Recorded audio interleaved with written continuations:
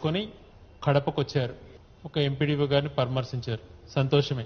కానీ అక్కడ జరిగినటువంటి సంఘటనలు వాస్తవాలు ఏంటి అన్నట్టు ఏమీ విచారించకుండా కేవలం ఏదో ఒక తంతులాగా ప్రత్యేక విమానంలో వచ్చి పరామర్శ చేసి అక్కడ నుంచి ఒక కూతువేటి దూరంలో ఒక 4 రైతులు ఆత్మహత్య చేసుకుంటే దానిపైన పత్రికా విలేకరులు ప్రశ్నిస్తే చాలా నిర్లక్ష్యంగా వాళ్ళకు డబ్బులన్నీ ఉన్నాయి, పంటలు వచ్చినాయి, ఎందుకు చనిపోయారు అన్నటువంటి రీతిలో అవమానకర రీతిలో తను మాట్లాడడం నిజంగా ఆశ్చర్యాన్ని కలిగించింది.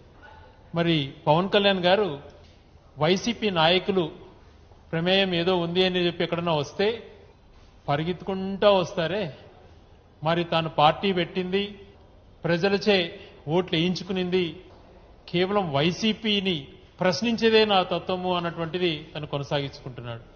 అలాగైతే తనను